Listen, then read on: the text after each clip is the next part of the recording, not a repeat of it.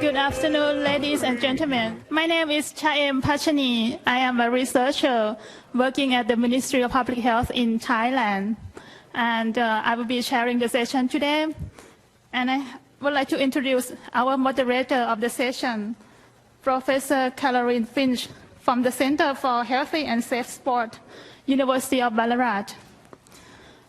For the next 30 minutes, there will be 6 poster presentations, followed by about 12 minutes of discussion. So I would like to introduce the first presenter, Dr. Dana Cordell from Institute for Sustainable Futures, University of Technology, Sydney, who will be presenting on Beginning at the End, the curious case of transdisciplinary outcomes at space. Please, Dana.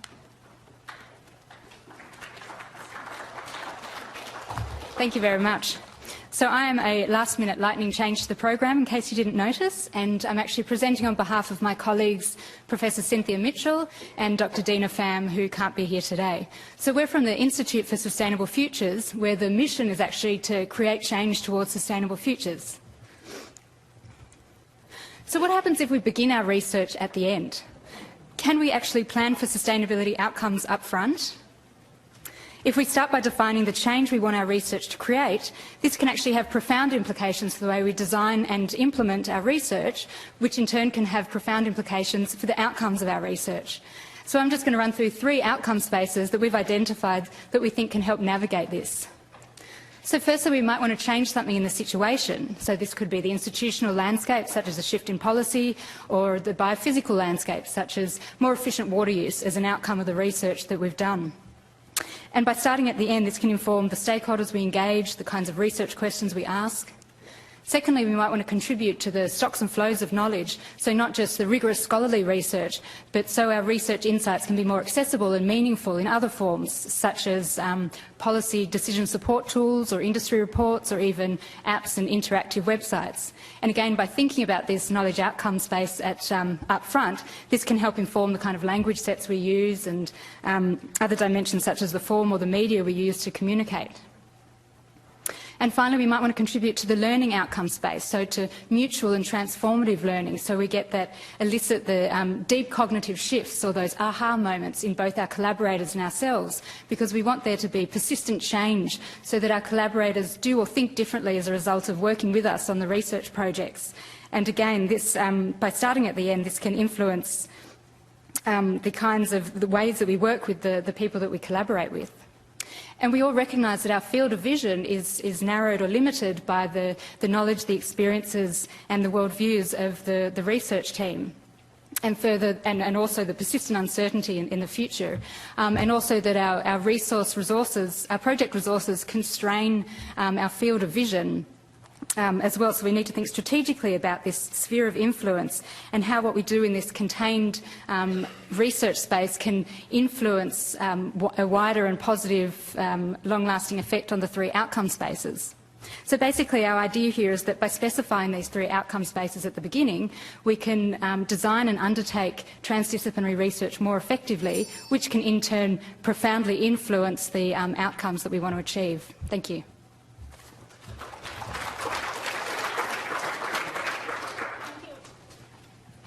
Thank you, Dana. The next presenter is Professor Alison Ritter, who will present a case study of I2S demonstrated in the Drug Policy Modelling Program. Thank you very much. I'm addicted to drugs and I've worked in this area for about 25 years. I'm going to tell you about the program that I currently lead called the Drug Policy Modelling Program. I'm not going to say anything particularly novel, particularly after John Young's excellent plenary earlier today. Drugs are a complex problem. It requires multiple responses across multiple areas of government and society as a whole. They're highly emotional and ideological issues associated with moral panics, for example, and politics and the media play a central role in defining and determining drug policy in Australia and around the globe. There's a lack of evidence upon which to base policies.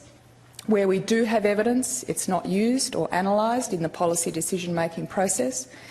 And even then, as John pointed out, the provision of evidence alone is absolutely not enough. One needs to understand the policy processes. So the work of DPMP has three streams.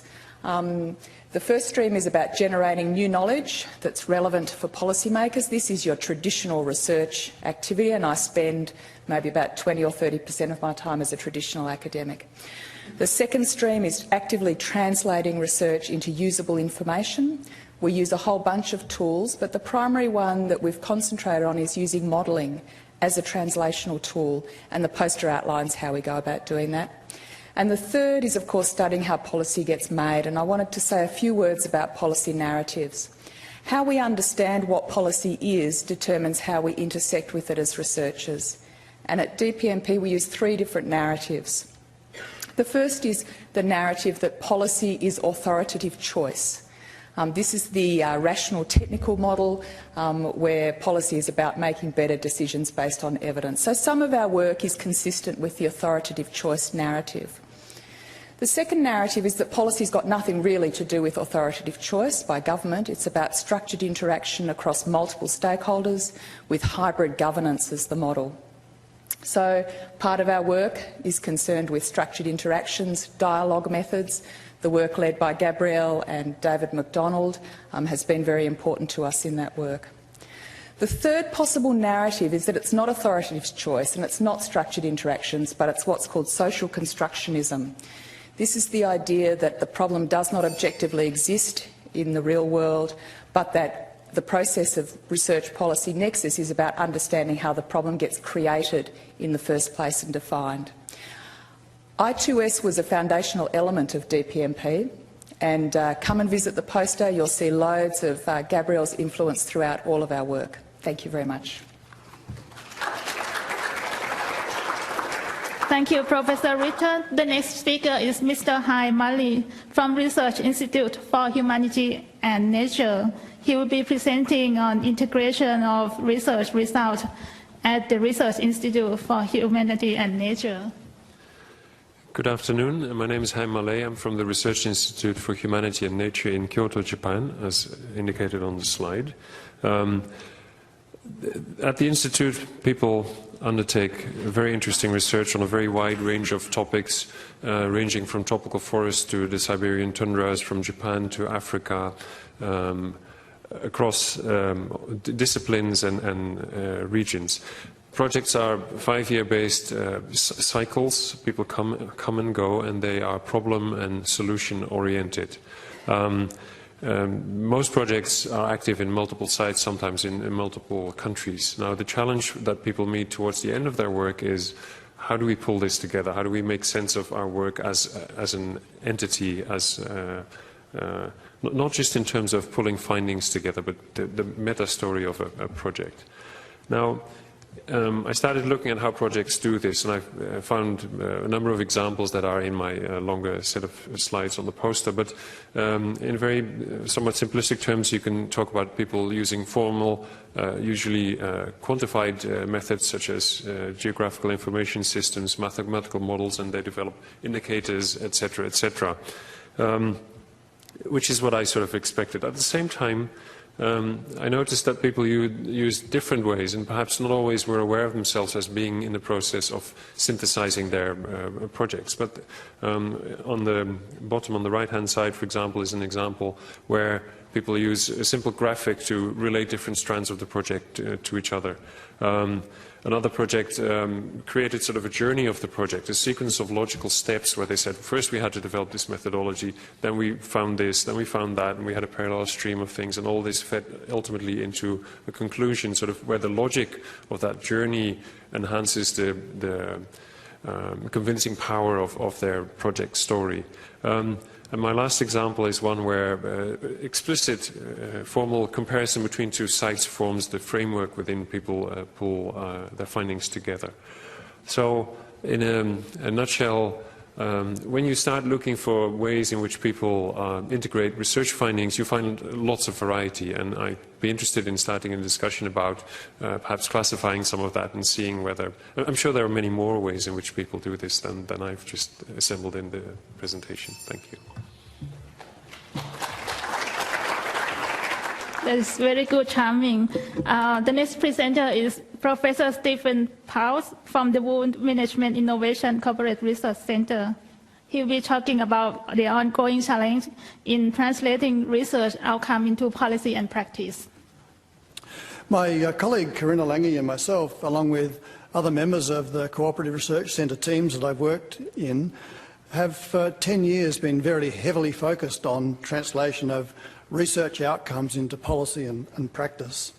So I wanted to present to you some of these observations that we've made. Now, John Young covered most of these, many of these exceptionally well in the sessions before and just after lunch.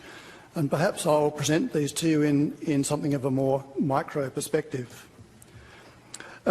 So we're all aware that translation of research outcomes into policy and practice is very challenging. We know that it's hard work. It's dealing with something of a chaotic system.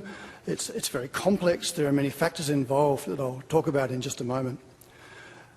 It's not also just about commercialisation. We haven't touched much on commercialisation here today, but commercialisation is very important. That's the development of things that are sold. But it's also important to think about the development of things, that's objects, widgets, that influence policy and practice that are not commercial. It's also important. This can lead to very big benefits, both tangible benefits in terms of dollars saved and dollars generated, and intangible benefits in terms of quality of life and social and environmental benefits. So what's the bottom line? Well, the bottom line that we came up with is that each translation activity, each research outcome needs a well-designed, well-thought-through, specific, bespoke project.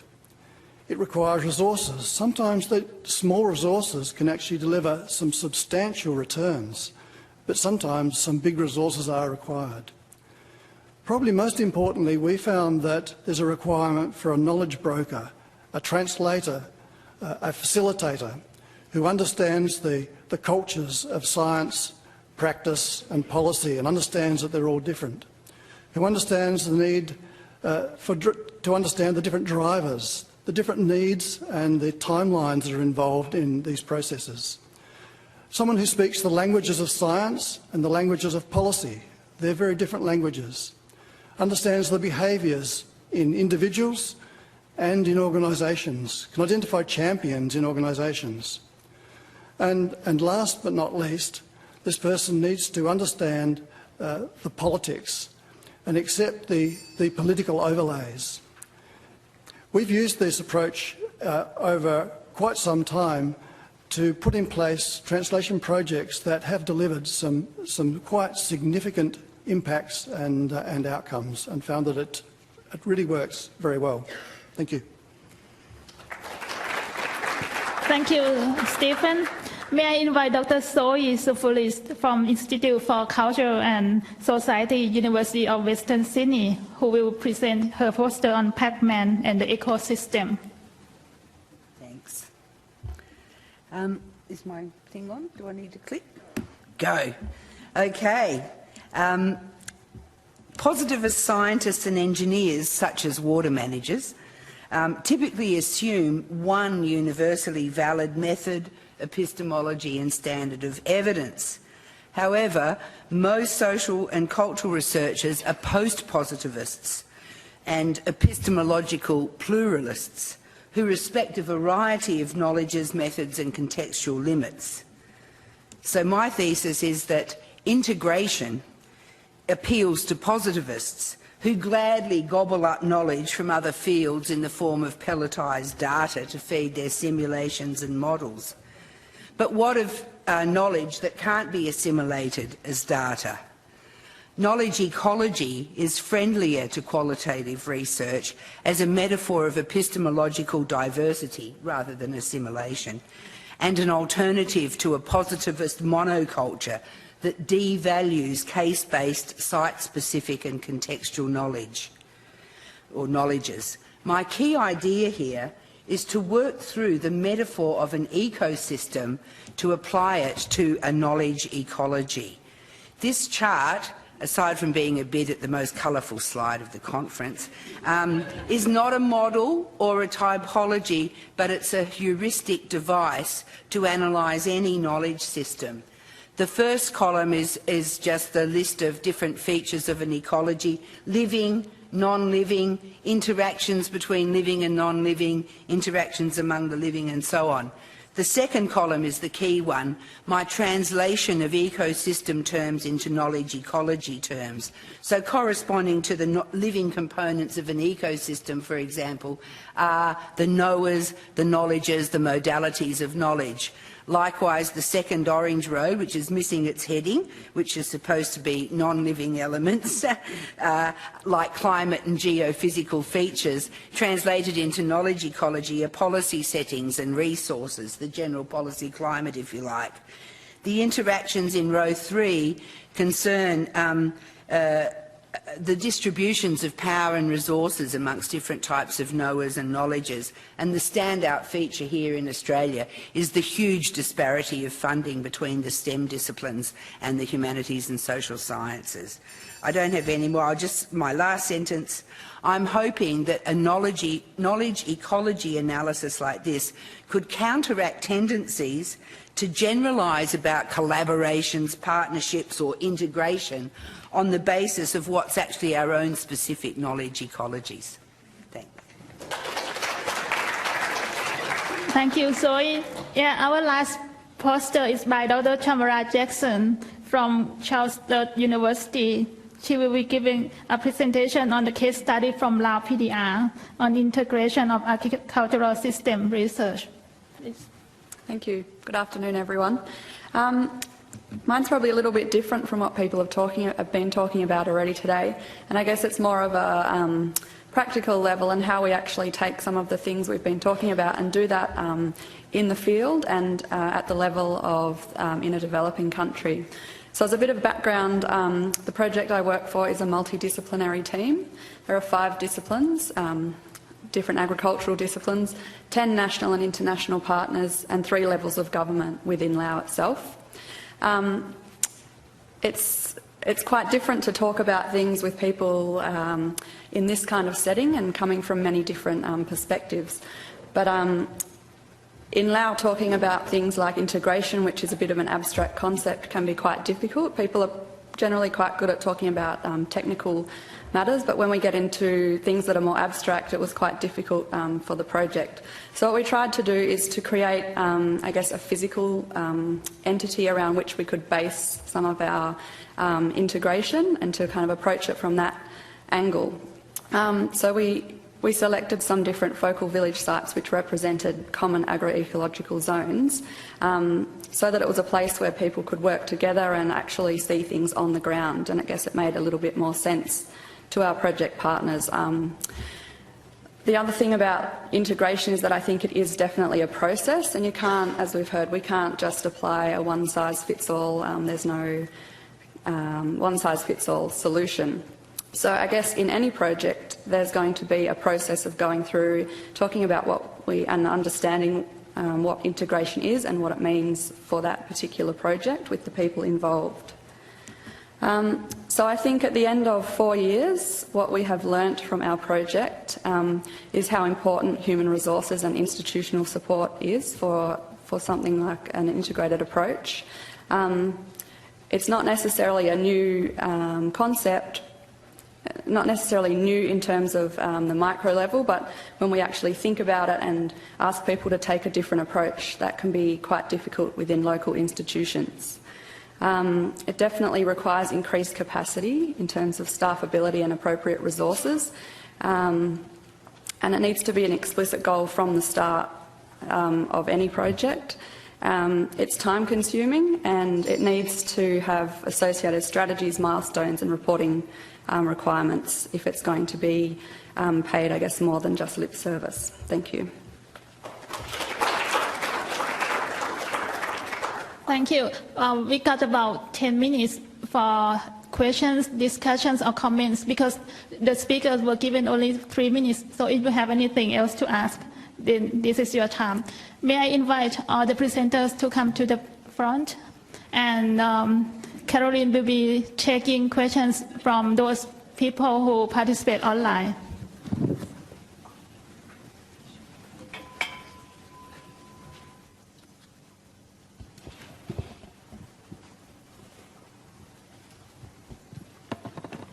Oh, yeah, gentleman at the back. Please. Yes, please. Look, I really like the metaphor of ecology as a way of looking at different knowledge types and diverse aspects of ecology. Why did you specifically say this wasn't a typology when you put up the categories of different knowledge and translate the metaphor across? Why did you say it was a heuristic?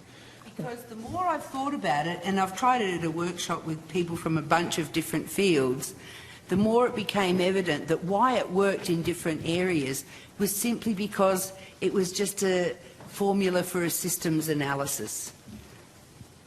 You know, if you look at the living, the non-living, interactions between evolution, what is in or outside of the boundaries of the system, it's almost like a generic system analysis. And so then I thought, well, then that's not a typology. It's a machine for generating typologies. Like the row 4, what are the interactions between different knowledges and knowledge types? Then you can talk about knowledge brokering, parasitism, charismatic megafauna, all this sort of stuff, you know. But then that would be the basis of a typology of different types of relations.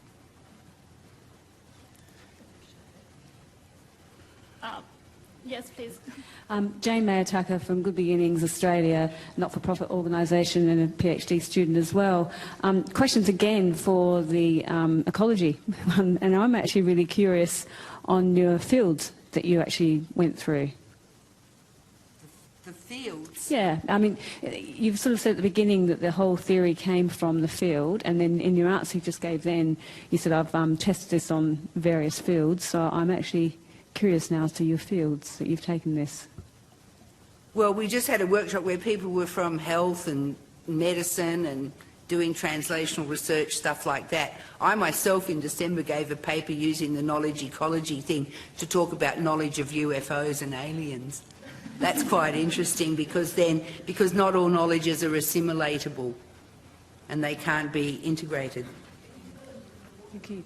I developed it, yes, sorry, thanks Gabrielle. I developed it in the context of water and urban water, where there's, you know, once the water industry discovers social science, they don't actually hire social scientists. A lot of them just start doing social science themselves, so they called.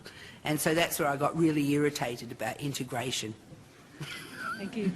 Yes, please, the gentleman there. I have a question, Andrew Ross from ANU. I have a question about knowledge brokering, which was the topic that was in one or two of the posters, I think. First of all, which people do the broking, and then what functions are they serving in this broking?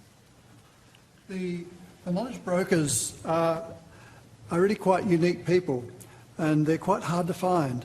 They're people who can synthesise knowledge, who understand the issues that are being involved, can talk to scientists, but also can talk to the users, the policymakers and the practitioners. And so they're not necessarily have extensive research experience, but have very well-developed communication skills and very high levels of emotional intelligence, so they can pick up on the cues. So that's who the knowledge brokers are. And what they do is they facilitate the transfer of that knowledge. And we found that they are really key people. Sometimes they can be scientists, but not necessarily, and sometimes you have to hunt them out and convince them to do the work, and sometimes you can hire them. We've got about 3 more minutes, so yes, Gerald, please. Gerald Midgley from the University of Hull in the UK. There's been a lot of talk about translation. Also, I've heard metaphors like bridging the worlds of research and policy. And my concern about a lot of it is that it assumes that it's inevitable that we're going to have these two worlds, that research is done in isolation from policy and somehow it needs to be translated. Is it not possible to change the way research is done so it's much more engaged from the start and so people actually understand that world? I'm happy to have a go at answering that one first, but others may comment.